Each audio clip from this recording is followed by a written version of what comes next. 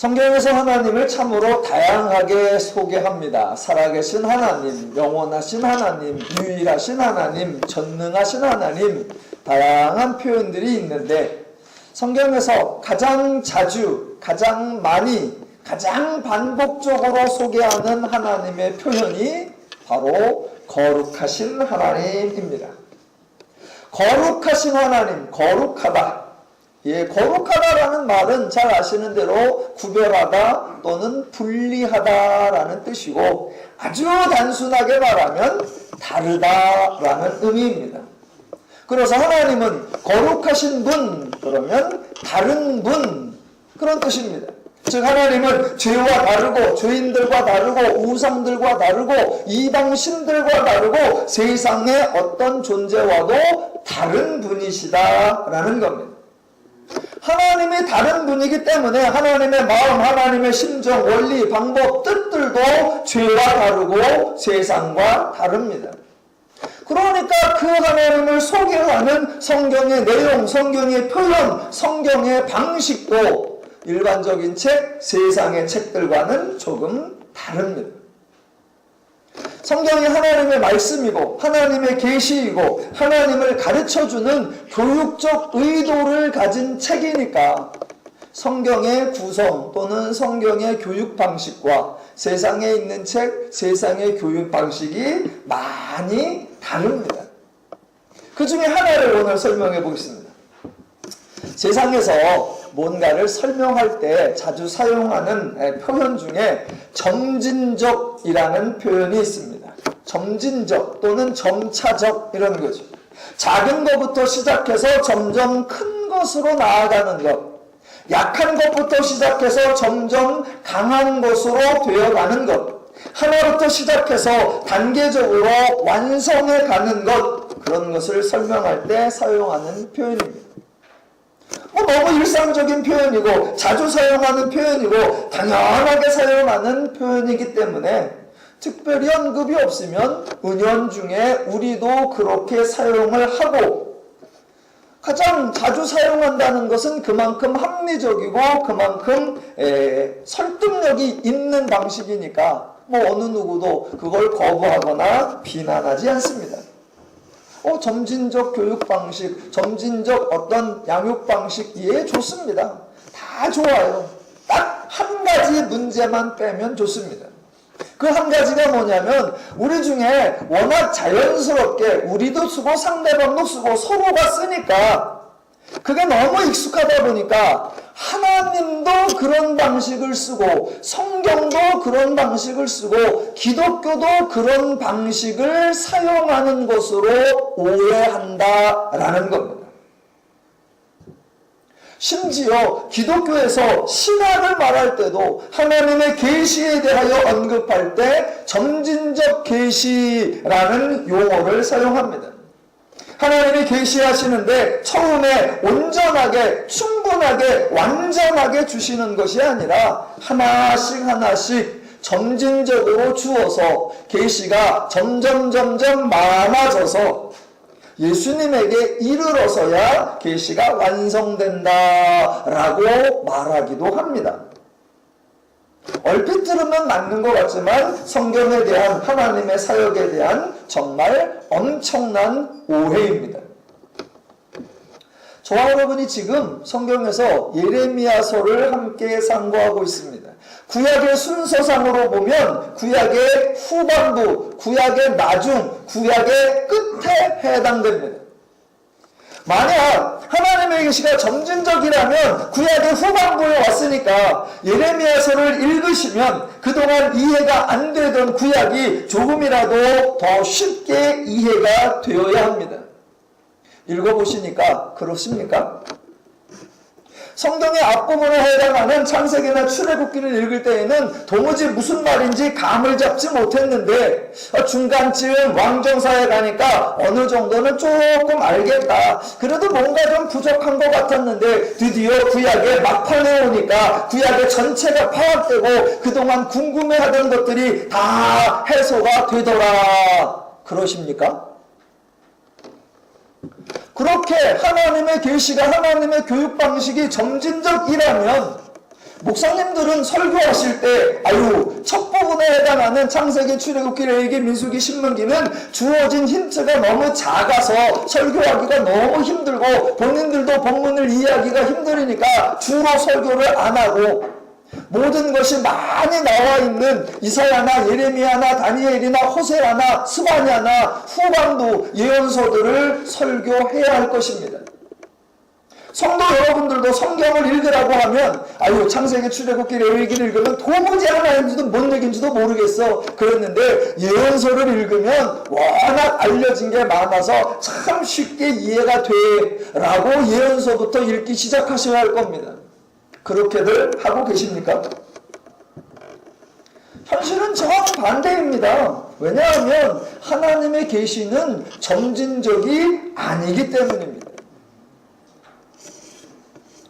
점진적, 제가 사전을 찾아봤어요. 점진적이 무슨 의미인가 그랬더니 점차로 조금씩 나아가는 것이었습니다. 기독교는 점진적이 아닙니다. 정반대예요. 점진적이 아니고 정반대다. 그러면 뭐라고 표현해야 될까? 여러분 같으면 점진적 반대말 뭐로 하시겠습니까? 그래서 점진적, 그래서 제가 정후적? 그래서 사전을 막 찾아봤더니 정후적은 없어요. 그러면 전진이다. 그러면 후퇴다. 그러면 정퇴적은 있나? 그리고 찾아보니까 정퇴가 있어요. 정퇴. 정퇴. 사전에 보니까 조금씩 뒤로 물러감이었습니다. 굳이 말을 만들자면 기독교의 계시 방식, 기독교의 교육 방식은 점진적이 아니라 정퇴적입니다. 점차로 조금씩 나아지는 것이 아니라 점차로 조금씩 물러가는 거예요. 작은부터 시작해서 점차 큰 곳으로 가는 것이 아니라 시작할 때 가장 큰 것으로 하고 이미 다 큰 걸 했기 때문에 점점 작아지는 것. 약한 것으로 시작하고 나중에 강해지는 것이 아니라 처음에 가장 강한 것을 하고 이미 강한 것이 다 드러났기 때문에 점점 약한 것이 드러나는 것. 시작할 때 하나하나 보여주고 나중에 가서 100을 보여주는 게 아니라 아예 맨 처음에 100부터 맨 처음에 다 보여주고 그래서 점점 드러날수록 더 이상 보여줄 게 없어서 점점 작아지는 것. 그게 성경의 계시 방법, 성경의 교육 방식이에요.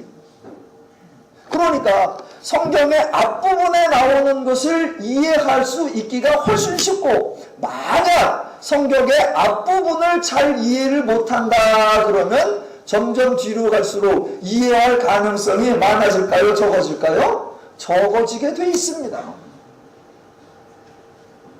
조금만 더 설명을 해볼게요. 여러분 성경을 읽으면 성경의 스토리 전개가 조금씩 달라지는 것을 눈치채실 수 있습니다. 성경을 많이 읽으면 눈치채세요. 한 100번쯤만 읽으세요. 그럼 읽으실 때 그런 게 눈에 확 보여요. 자, 창세기, 출애굽기, 레위기, 민수기, 신명기, 여호수아 거기까지 쭉 읽어보시다 보면 성경에 사건이 많이 나오는구나 라는 걸 확인할 수 있습니다. 사건이 많이 나오는 대신 하나님의 말씀은 매우 적어요. 말씀하신다는 게 아브라함을 부르시거나 모세를 부르시거나 여호수아를 불러서 내가 이런 일을 하리라 그 정도 짧게 말씀하십니다. 그렇게 말씀하신 후에는 그 일을 진행하는 이야기, 그 사건이 하나 둘씩 성취되어가는 이야기. 종종 사람들이 반대를 하고 억지를 쓰지만 전혀 중단되거나 방해받지 않고 기어코 완성되는 이야기. 그러니까 그 사건들이 나오는데 사건들은 대부분 이적이나 기적이고 그 이적과 기적은 누가 봐도 하나님이 하셨다라는 것이 분명히 밝혀집니다. 그래서 하나님이 행하시는 사역들을 보면 하나님의 마음이 뭔지, 하나님의 뜻이 뭔지, 하나님의 속성이 뭔지, 하나님의 방법이 뭔지 잘 이해할 수가 있습니다. 하나님이 엄청난 사건을 행하시니까 하나님은 이것도 행하실 수 있는 분이구나 알 수 있고 하나님이 말씀하신 대로 이루어 가시니까 하나님은 신실하게 자기의 약속을 지켜가시는 분이구나 하나님을 알아갈 수 있습니다. 그 처음에 그렇게 하나님은 누가 봐도 알 수 있게 많은 사건들, 하나님만이 행할 수 있는 놀라운 사건들을 밝히 보여줌으로 하나님을 알게 합니다. 그런데 성경을 조금 더 읽어가 보면 사사기나 왕정사로 들어가면 하나님이 행하시는 사건들이 많이 줄어들어요. 또 하나님이 말씀도 별로 안 하세요. 하나님이 주도하는 사건도 없고 하나님이 하시는 말씀도 없으니까 성경의 중간쯤에는 뭐가 많냐? 예, 사람들이 행하는 일, 하나님을 버렸더라, 하나님을 떠났더라, 하나님을 잊었더라, 압제를 받더라, 전쟁에서 패하더라, 질병이 걸렸더라, 기근을 당하더라. 예, 사람들 얘기가 많아져요. 근데 그 사람들 통해서는 하나님을 배울 게 별로 없습니다. 그런 얘기가 조금 지나가서 성경에 이제 예언서쯤 온다 그러면 성경의 전개가, 성경의 흐름이 달라진다는 것을 또 느낄 수 있습니다. 처음에는 말씀은 적고 사건이 많이 나오다가 중간으로 오면 사건도 적고 말씀도 적어요. 그런데 예언서 쪽으로 오면 사건은 거의 없어지고 이제부터 뭐가 많아지냐? 말씀이 많아지기 시작해요. 그래서 하나님이 예언자를 불러서 계속 말씀을 합니다. 계시를 통해 말씀하고 환상을 통해 말씀하고 묵시를 통해 말씀하고 경고를 통해 말씀하고 예언을 통해 말씀하고 말씀이 많아져요. 왜 그럴까? 하나님이 직접 시청각 교육을 통해서 알려주어도 못 알아듣고 하나님이 이적과 역사를 펼치는데 이스라엘 백성을 참여시켜서 현장 참여 학습을 통해서 가르쳐 주어도 못 알아들으니까 할 수 있는 최선의 방법을 다 했는데 못 알아들으니까 더 이상 보여줄 게 없으니까 이제부터 뭐 한다? 말로 다 하는 거예요. 말로 다 하는 거예요. 그래서 예언서 쪽에 오면 말이 많아지는 겁니다. 그래서 예언서가 길어요. 그러나 하나 걱정하지 않으셔도 되는 건 하나님이 말씀을 많이 하시는데 계속 새로운 말, 계속 다른 말을 하시느냐? 아니요. 똑같은 내용을 이렇게도 표현했다, 저렇게도 표현했다, 이렇게도 설명했다, 저렇게도 설명했다, 계속 설명이 나옵니다. 그러니까 예언서를 쭉 읽으시면 똑같은 얘기를 한 10번 정도 들으심. 그래서 예레미야 1장, 2장, 3장 넘어가는데 이게 뭔 소리야? 모르시는 분은 4장, 5장, 6장 넘어가면 아하 알게 되시고 또 모르시면 10장, 20장, 30장 가면 또 알게 되고 그 성경이 그런 식으로 전개되는구나. 세상은 하나하나씩 작은 거부터 큰 거로 조금부터 많게 이런 방식을 쓰는데 하나님은 정반대로 좋은 것부터 많은 것부터 큰 것부터 정확한 것부터 모든 것부터 그렇게 해서 먼저 알게 하시는구나. 저 여러분이 예레미야서를 상고합니다. 분량이 많아서 어찌 보면 겁이 날 수도 있고 계속 이상한 내용이 반복되는 것 같아서 분량이 많아서 부담이 될 수도 있습니다. 그러나 전혀 그렇지 않고 하나님이 다양하게 설명하시는구나 라는 기대를 가지고 오늘도 함께 본문을 상고해 보겠습니다. 자, 하나님께서 하나님과 인간의 관계, 이스라엘과 하나님의 관계를 다양한 비유를 통해서 하시는데 가장 대표적인 게 세 가지였습니다. 하나님과 백성의 관계, 또는 남편과 아내의 관계, 또는 아버지와 아들, 아버지와 자녀의 관계로 자주 사용을 하십니다. 그 대표적으로 한 세 가지가 사용되는데 어떨 때는 하나님과 백성의 관계로 사용하고 어떨 때는 남편과 아내의 관계로 소개하고 어떨 때는 부모와 자식의 관계로 소개하나 뚜렷하게 밝혀진 용례는 없습니다. 그런데 성경을 자주 읽다 보니까 요럴 때는 요런 관계를 강조해서 사용하시는구나 라고 좀 느낄 수 있었습니다. 예를 들면 크게 두 가지입니다. 첫 번째, 하나님과 이스라엘, 하나님과 인간이 사이가 좋을 때가 있습니다. 사이가 좋을 때. 그렇게 사이가 좋을 때 자주 사용하는 표현이 하나님과 백성입니다. 나는 너희 하나님이 되고 너희는 나의 백성이 되리라. 하나님과 백성 또는 신과 백성이라는 표현입니다. 하나님과 백성이라고 하면 종종 성도님들은 하나님은 왕, 우리는 그의 백성이라고 오해를 하십니다. 아니에요. 성경은 인간과 하나님과의 관계를 왕과 백성의 관계로 소개하는 경우는 거의 없습니다. 왜냐하면 왕이라는 용어에 대한 인간의 선입견 때문에 그래요. 왕 그러면 뭘 생각하느냐? 통치, 지배, 명령 생각합니다. 그러면 인간은 복종, 그 다음에 굴복 이런 걸 생각해요. 그러니까 성경은 하나님이 인간을 지배하고 통치하고 통제하고 조종하고 인간은 오직 복종해야 하고 하나님의 뜻대로 따라야만 하고 그런 의도를 갖지 않아요. 그래서 너무나 일상적으로 쓰이는 왕과 백성이라는 용어를 쓰지 않고 하나님과 백성, 신과 백성이라는 표현을 씁니다. 그리고 그렇게 하나님과 백성, 신과 백성이라는 표현을 쓸 때에 강조하는 게 뭐냐? 하나님의 하나님 되심, 즉 하나님이 백성을 책임지고 하나님의 백성을 돌보고 하나님의 백성을 보호한다라는 하나님의 일하심입니다. 그래서 하나님과 백성이라는 관계가 등장하면 그 다음에 나오는 표현들이 하나님의 백성의 소리를 들었다, 하나님의 백성의 고난을 보셨다, 하나님의 백성들과의 언약을 기억하셨다, 하나님의 백성들을 위해 일하셨다라는 장면들이 많이 등장합니다.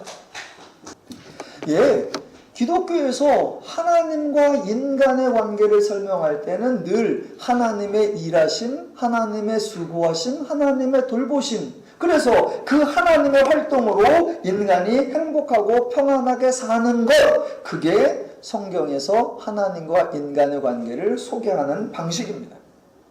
자, 하나님과 인간이 사이가 좋을 때는 하나님과 백성의 관계, 그래서 하나님의 역할을 강조합니다. 정반대로 하나님과 인간, 하나님과 이스라엘이 사이가 좋지 않을 때 그때 사용하는 표현이 뭐냐? 남편과 아내라는 표현입니다.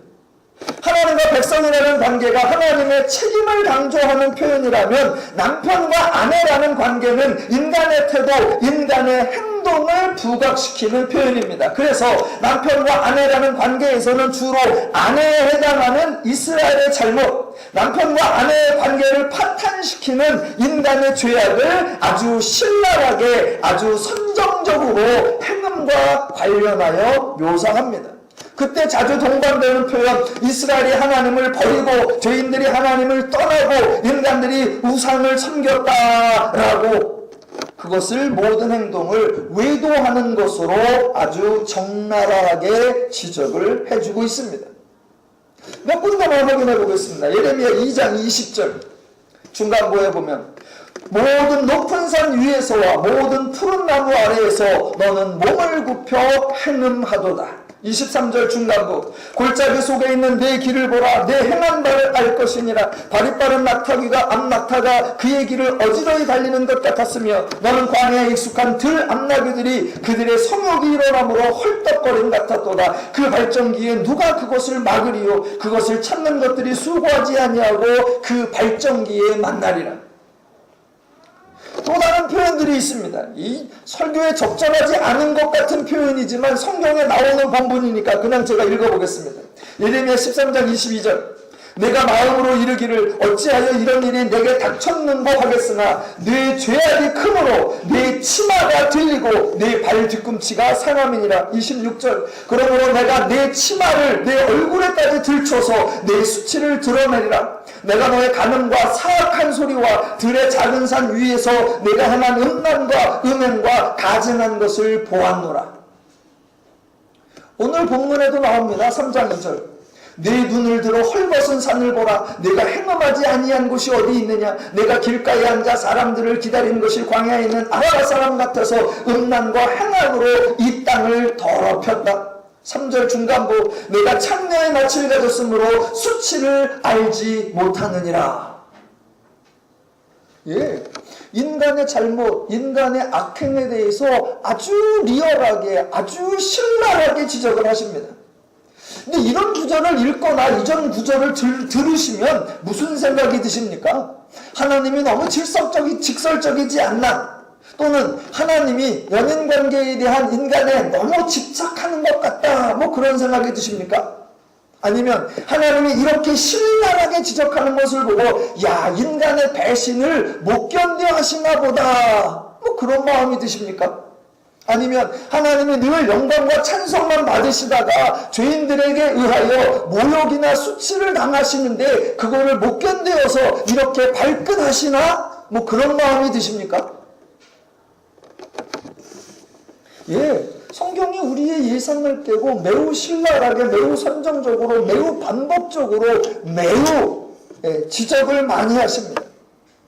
그런다고 해서 하나님이 인간을 일방적으로 몰아세우는 것 절대로 아닙니다. 하나님이 인간을 다그치고 책망하고 꾸짖는 것 전혀 아닙니다. 예레미야 2장의 장면을 학자들은 법정 장면이라고 한다 그랬고, 제 표현에 따른다면 시민광장 또는 자유발언대라고 했습니다. 그래서 하나님도 이스라엘에 대하여 할 말을 다 하시는 거고, 이스라엘에게도 너희도 와서 너희가 하고 싶은 말을 다 해봐라 라고 하시는 겁니다. 자, 하나님이 말씀하시는 거 세 가지를 오늘 들어보고요, 인간들이 하는 말을 한 세 가지를 살펴볼 겁니다. 자, 두 가지는 지난주에 했습니다. 하나님이 인간에게 따지시는 거, 하나님이 인간에게 물으시는 거, 세 가지인데 첫 번째가 2장 5절이었습니다. 나 여호와가 이와 같이 말하노라. 너희 조상들이 내게서 무슨 불의함을 보았기에 나를 멀리하고 가서 헛된 것을 따라 헛되이 행하였느냐입니다. 자주 나오는 질문이에요. 하나님에게서 무슨 불의함을 보았느냐? 하나님에게서 무슨 부당함을 보았느냐? 하나님에게서 무슨 불공평함을 보았느냐? 라는 겁니다. 그 의미는 이어서 또 다르게 왜 떠났느냐라는 겁니다. 도대체 내게서 무슨 불의함을 보았느냐? 없지 않느냐? 그런데 왜 떠났느냐라는 겁니다.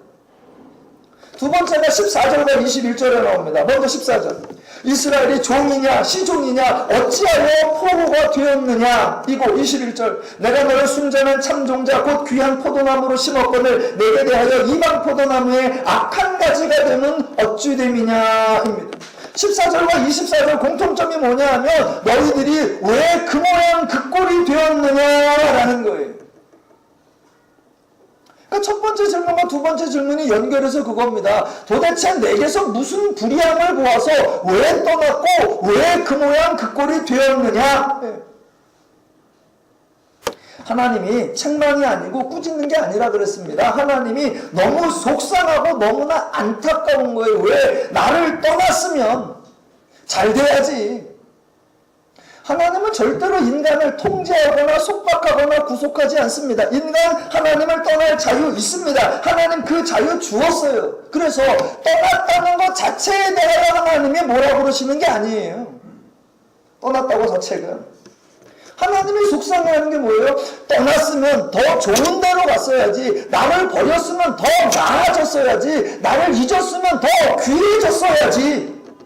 그랬는데 나를 떠나서 간다는 것이 헛된 것을 따라갔고, 나를 떠나서 되었다는 것이 포로가 되었느냐?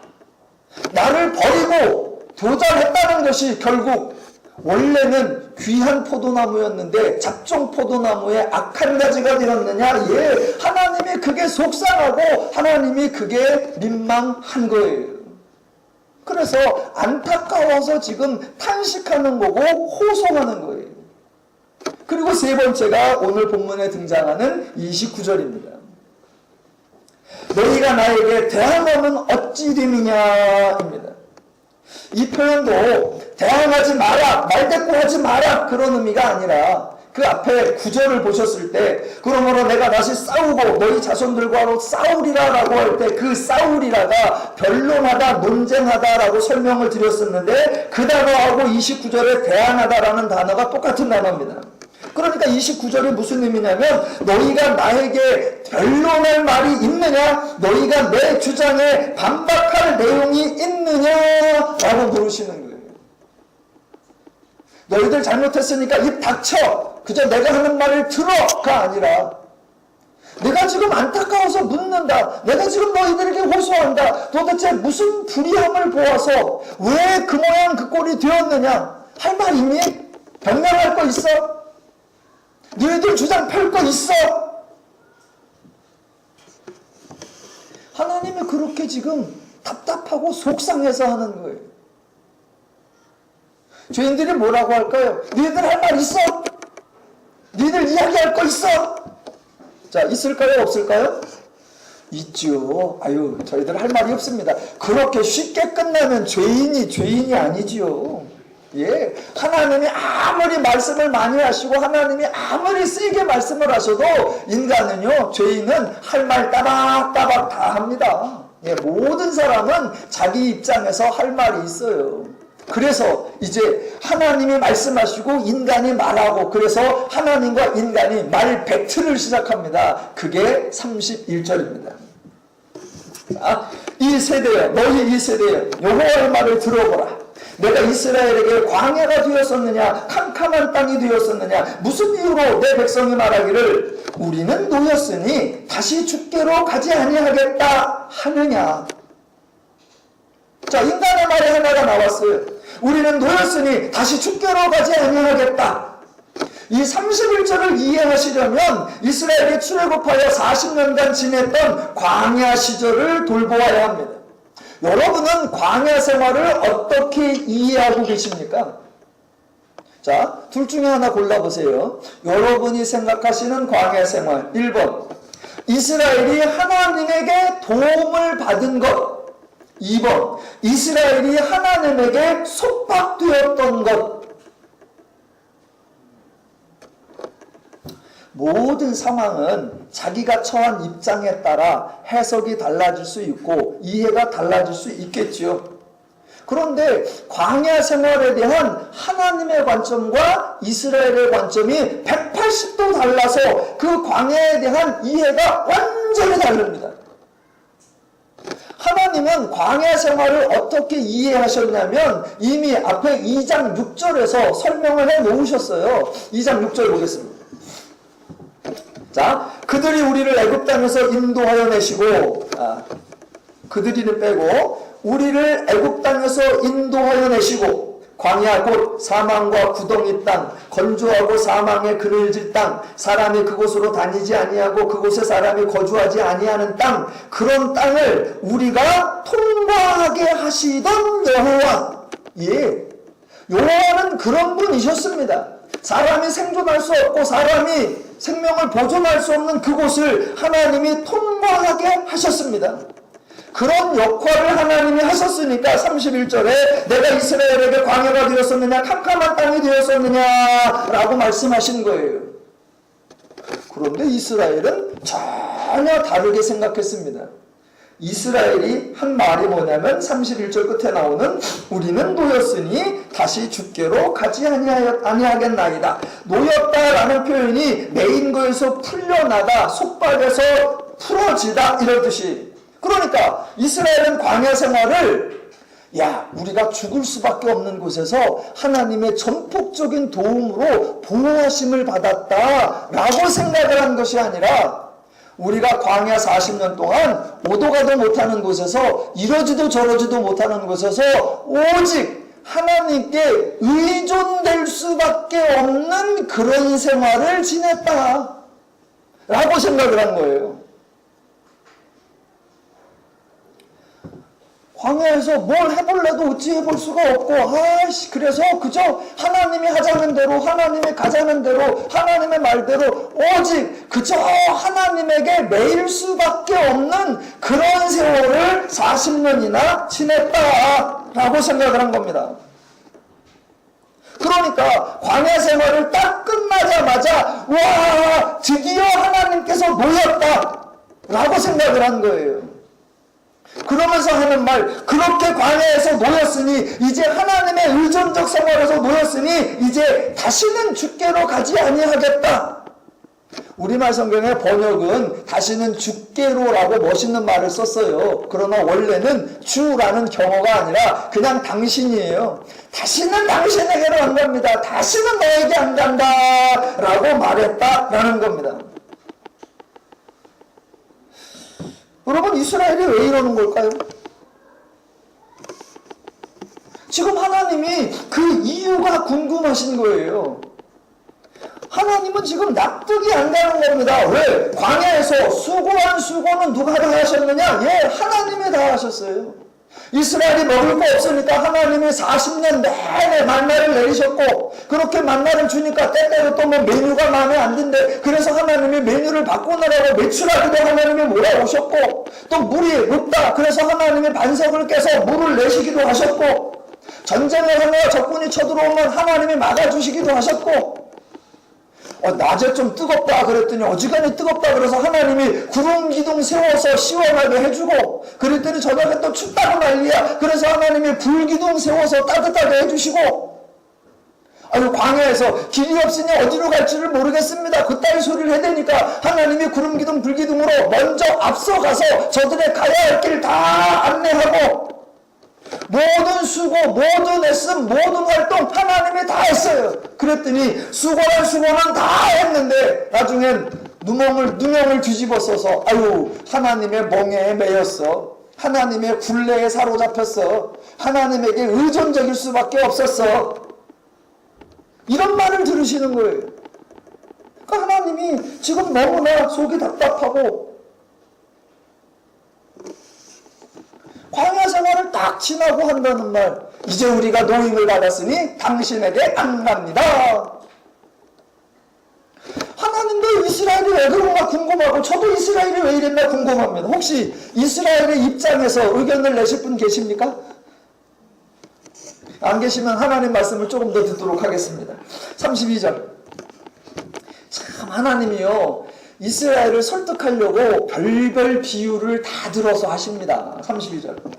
처녀가 어찌 그의 예물을 잊겠느냐? 신부가 어찌 그의 예복을 잊겠느냐? 오직 내 백성은 나를 잊었나니.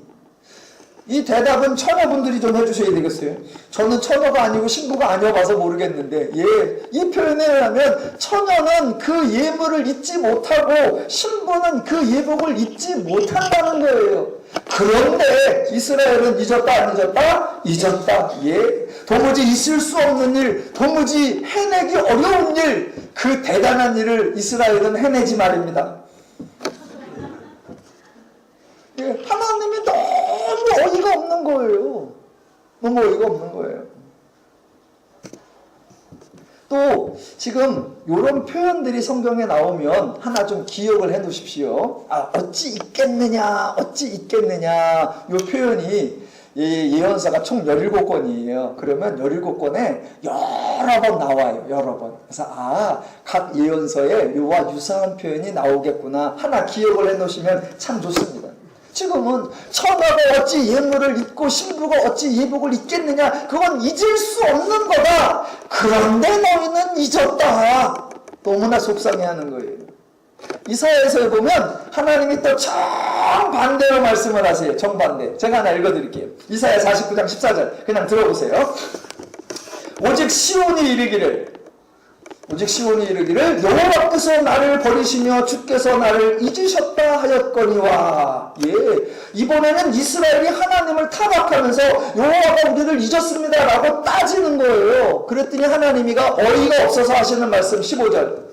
여인이 어찌 그 젖 먹는 자식을 잊겠으며 자기 태에서 난 아들을 긍휼히 여기지 않겠느냐? 그들은 혹시 잊을지라도 나는 너를 잊지 아니할 것이라 입니다. 그러니까 그거 절대로 못 잊는 거다. 여인이 어찌게 자기 자식을, 여인이 어찌 자기 태에게서 난 것을 잊겠느냐? 그건 잊을 수 없는 거다. 혹시 인간들은 잊을 수도 있다. 그랬더니 있더라 안 있더라? 있더라예요. 혹시 너희는 잊을지도 몰라. 그랬더니 역시 있더라. 그러나 하나님은 잊는다 안 잊는다? 절대로 안 잊는다예요. 그러니까 인간적으로 사람들의 관례를 봐도 그런 일이 발생할 수 없는데 이스라엘은 그 일을 하더라라는 겁니다. 예, 하나님이 이스라엘의 죄악, 이스라엘의 패역, 이스라엘의 악행을 너무 반복적으로, 너무 신랄하게, 너무 다양하게 지적하시는 거예요. 자, 하나님이 처녀가 패물을 잊을 수 없는 일을 해내고 신부가 예복을 잊을 수 없는 일을 해낸 그 이스라엘을 다시 위도하는 배우자로 비유하는 내용이 33절 이하에 또 나옵니다. 33절. 내가 어찌 사람을 얻으려고 내 행위를 아름답게 꾸미느냐. 그러므로 내 행위를 악한 여자들에게까지 가르쳤으며 또 내 옷단에는 죄 없는 가난한 자를 죽인 피가 묻었나니 그들이 담구멍을 뚫었기 때문이 아니라 오직 이 모든 일 때문이니라. 이번에는 단지 행음을 했다라는 정도가 아니라 아예 얼마나 열심히 했는지 그 행음을 다른 사람에게 가르칠 정도까지 했고 그거보다 더 나아가 죄 없는 자를 죽일 정도까지 했었다라고 지적을 합니다. 이렇게 하나님이 지적을 하면 이스라엘이 뭐라고 할까요? 아유, 우리가 죄를 지었네요 라고 인정을 할까요?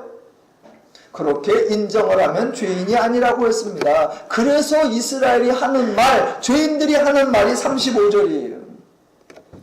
너는 말하기를, 그러나 너는 말하기를 하는 말, 나는 무죄하니 그의 진노가 참으로 내게서 떠났다 하거니와 보라 내 말이 나는 죄를 범하지 아니하였다 라고 하는 겁니다.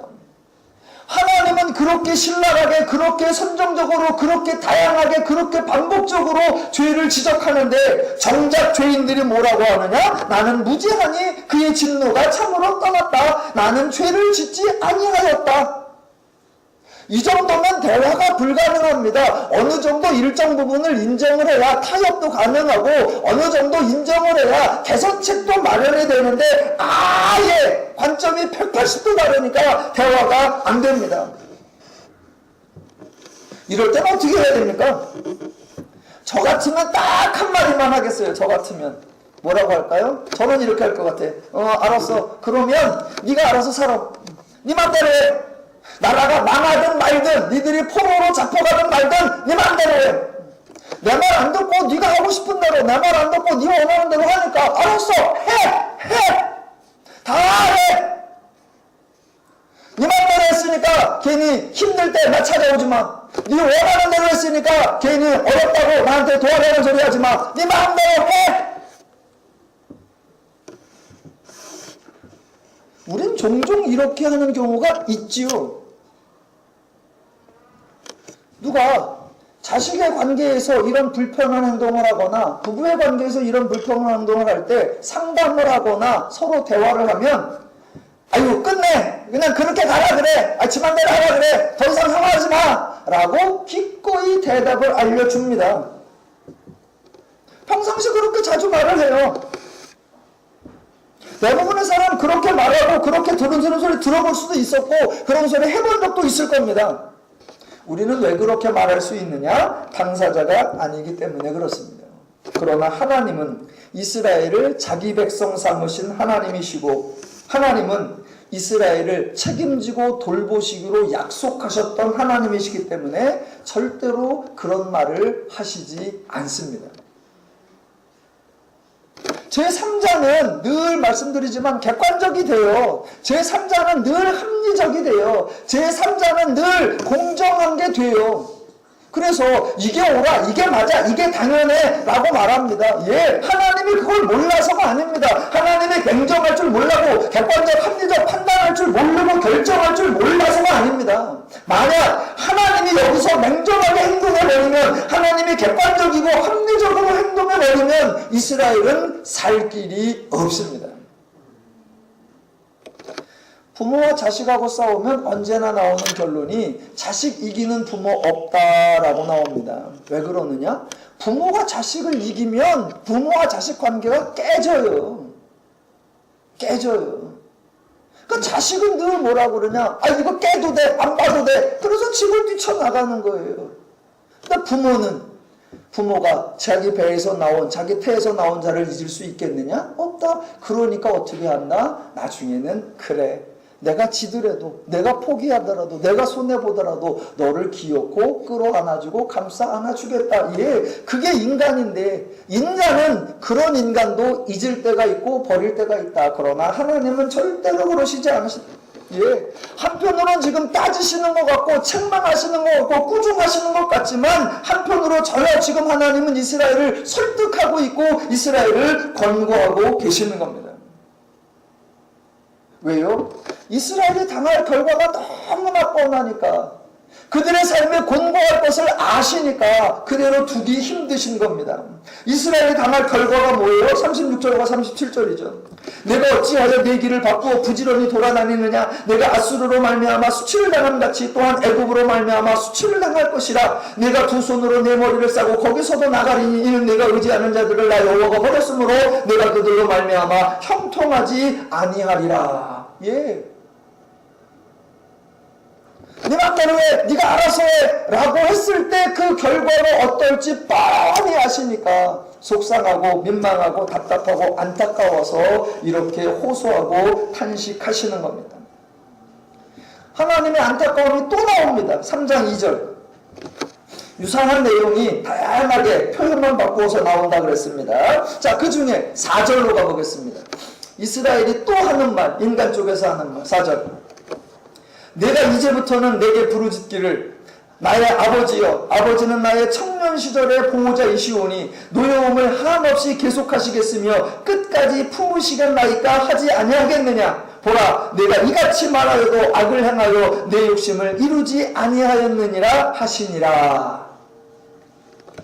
이게 뭔 말이냐면요, 자 예를 들어 자식을 키우다 보면 자식 중에 조금 나쁜 짓을 하는 애가 있어요. 그런데 나쁜 짓을 하는데 말은 그저 그냥 평상시 말도 틱틱거려. 그리고 불평 있는 말을 하고 대들기도 하고 말을 투박하게 하고 아유 저놈한테 말도 믿게 해. 그러더니 행동도 믿게 해요.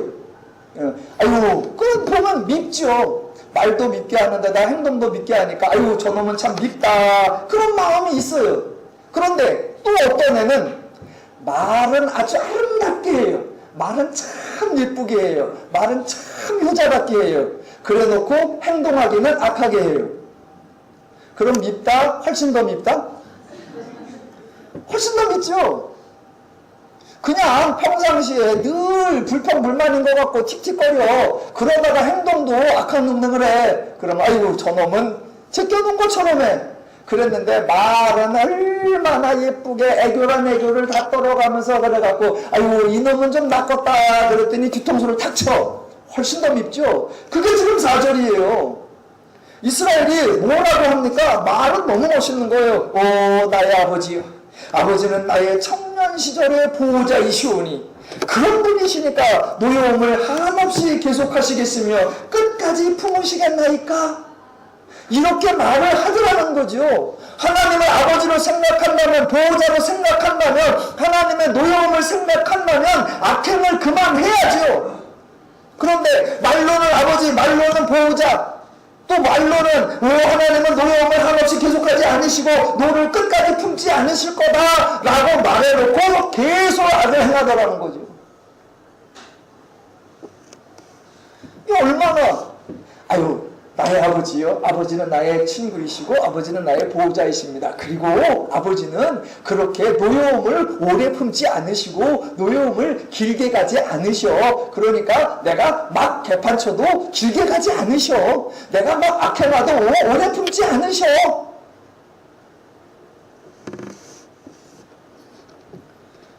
지금 이스라엘의 말이 하나님 앞에 설득력이 있고 하나님 앞에 이게 변명이 되는 건가?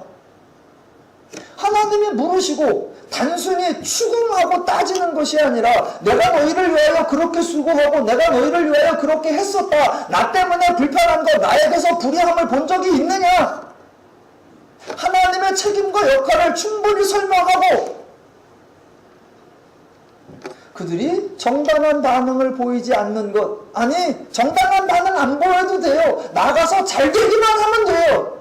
그러나 가서는 포로가 되어 있고 악한 포도나무에 악한 가지가 되어 있는 그 모습을 보고 하나님이 안타까워서 하시는 거예요. 그랬더니 계속 한다는 말이 나는 범죄하지 않았나이다. 나는 무죄하나이다. 와 나는 여호와에게서 놓였으니까 나는 당신에게로 돌아가지 않겠습니다. 와 당신은 나의 보호자니까 악을 오래 품지 않으시죠? 그러면서 온갖 행을 다 하고 있다. 여러분, 지금 2장부터 3장 초반까지 나오는 이 이야기의 결론이 뭘까요? 하나님이 어쩌시겠다는 겁니까? 그래서 마지막 이제 하나님의 결론이 나옵니다. 하나님이 이스라엘에게 설득을 당하고 이스라엘에게 인정을 받으시려고 사람들이 사용하는 일반적인 예를 하나 더 하세요. 자, 아까는 2장 32절에서 처녀가 어찌 그의 편물을 잊겠느냐, 신부가 어찌 그의 예복을 잊겠느냐. 정답은 잊지 않는다. 그런데 너희는 잊었다 였습니다. 그와 같은 패턴이 한 번 더 나옵니다. 3장 1절. 대답을 잘 따라오시기 바랍니다. 제가 질문할 테니까 속으로만 대답을 해보세요. 3장 1절. 그들이 말하기를, 사람들이 말하는 겁니다. 가령 사람이 그의 아내를 버림으로 그가 그에게서 떠나 타인의 아내가 된다 하자, 남편이 그를 다시 받겠느냐? 대답이 뭐다? 받지 않는다. 이게 정답이 됩니다. 만약 받는다면, 그래서 이어지는 내용, 그리하면 즉 받아들인다면 그 땅이 크게 더러워지지 아니하겠느냐? 더러워진다라는 겁니다. 그러니까 받아들이지 않아야 된다. 만약 받아들이면 그 땅에 더러워지니까 받아들이면 안 된다라고 너희가 말하고 있지 않느냐? 너희의 상식대로, 너희의 주장대로, 너희의 관례대로, 너희의 말대로라고 하면 너희는 돌아올 수 없고, 행여 너희가 돌아올지라도 내가 너희를 받아주어서는 안 된다. 이게 너희들의 말이잖아 라는 겁니다. 과연 하나님도 이렇게 일반적인 관례, 사람들의 주장을 설명하시고 이렇게 행하실까요? 결국 하나님은 이스라엘을 받아줄 수 없음을 설명하기 위하여 그들의 악행을 이렇게 적나라하게 설명했을까요? 만약 하나님이 사람들이 행하는 것처럼 행하신다면 하나님은 사람과 다를 바가 없습니다. 하나님이 사람과 다를 바가 없다면 굳이 하나님 이어야 할 이유도 없고 우리가 하나님을 믿고 의지할 이유도 없습니다. 그래서 이렇게 인간의 죄악을 적나라하고 치부를 드러내고 반복적으로 이야기한 이 하나님의 지적, 이 하나님의 탄식, 이 하나님의 호소가 정반대로 역설, 반전이 일어납니다.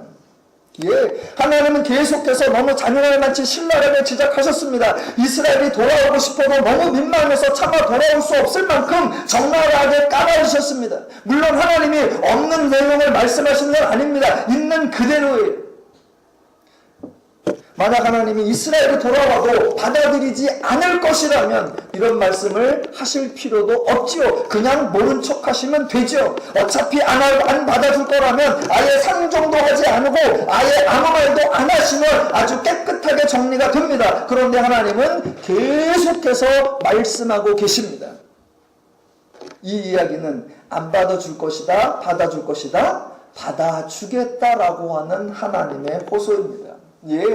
하나님은 다 받아주시겠다는 겁니다. 너희가 아무리 극악한 행동을 했을지라도 세상에서는 이 정도면 땅이 더럽혀진다는 논리로 절대로 받아주지 않을지라도 하나님은 세상과 다른 분이시기 때문에, 하나님은 죄와 다른 분이시기 때문에 하나님은 받아줄 것이고, 하나님은 용납할 것이고, 하나님은 수용할 것이고, 하나님은 정결케 할 것이고, 하나님은 치유해 주시겠다라는 것입니다.